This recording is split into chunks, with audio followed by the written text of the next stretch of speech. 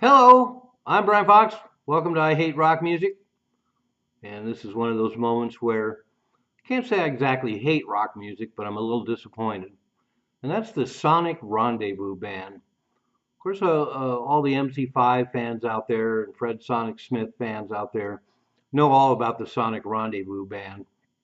And it clearly is a band that looked really good on paper, but ultimately didn't deliver the goods. And it's no surprise that they never got signed to a major label and never became a phenomena or a band that could assume the crown of the MC5. And they were around for quite a few years, so they had every opportunity. But of course, the Sonic Rendezvous Band started in the mid 70s after the demise of the MC5. And we got a little taste of what was to come because when the MC5 did their last tour in the UK in 1972, halfway through the tour, Rob Tyner left the band, and they were fronted by Fred Sonic Smith. And for some reason, even with Wayne Kramer in the band, the entire band intact, other than the singer, they lost a lot of their power and their forcefulness as a live act. And there's a bootleg called MC5 Kick Copenhagen that documents this band, and a lot of that material is available on YouTube. And it shows that for some reason they really lost it, and it really must have had a lot to do with both the venues and the departure of Rob Tyner, because there's a show from earlier in the tour when Rob Tyner was still in the band, a really bad sounding bootleg from the Fun City Festival, and the band was in full power. So something really happened when Rob Tyner left the band. But let's get back to the Sonic Rendezvous Band. Of course, it was Fred Sonic Smith from the MC5 on guitar, Scott Morgan, another legend from the Rationales, Gary Rasmussen on bass from the semi-legendary Detroit band Up, and then Scott Ashton from the Stooges on drums. So it looks really good on paper. And it also looked really good um, when the Soul Sonic Rendezvous Band single came out in 1978. I remember buying it on site and was blown away. I mean, it really did live up to the legend of the MC5. Just a terrific single, very powerful, really cool song. Fred's guitar work was stellar. Had the same song on both sides. Apparently, there was a B side, and they axed it at the last minute, so it's got the same song on both sides. And it's been bootlegged a few times. There's some reissues out there. I think originally it came out with red lettering, and eventually ended up with blue lettering.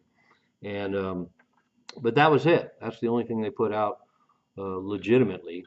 And since then, there's been a lot of live shows, a ton of them. This one is a particularly good one, Space Age Blues, recorded really well. Pretty cool performance. But I've listened to all the Sonic Rendezvous Band live material, and there's a lot of moments. The band is pretty solid, but I have to say overall, the material was weak, and in spite of this stunning pedigree, they sound like a mediocre bar band. And I hope I don't. Well, no, I don't hope I don't offend anybody out there. I don't care if I offend anybody out there. I'm telling it like it is.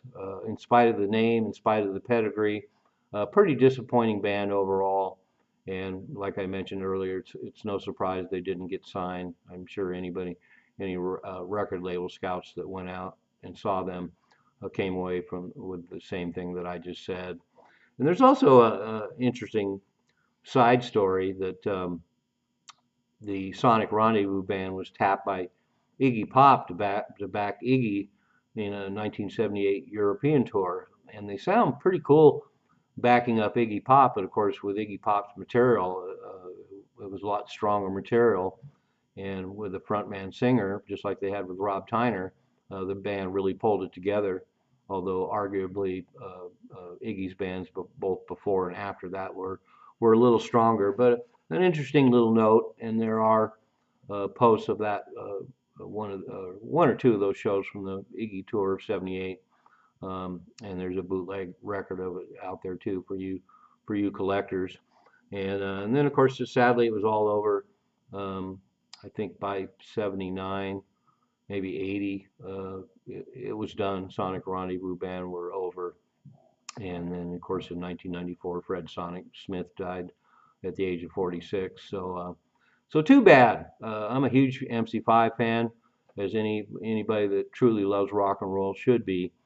And it's really kind of disappointing that the Sonic Rendezvous Band didn't live up to that in any way. But the fact that they have that one great single is well worth it and well worth having. Totally great slice of post MC5 high energy Detroit rock, and like I say, with all the live material out there, and there's a ton of it. I was surprised. They played a lot of shows, mostly locally in the Detroit area, and were well thought of in Detroit, but just doesn't live up. Sorry to say. So there you have it. I'm Brian Fox. I hate rock music.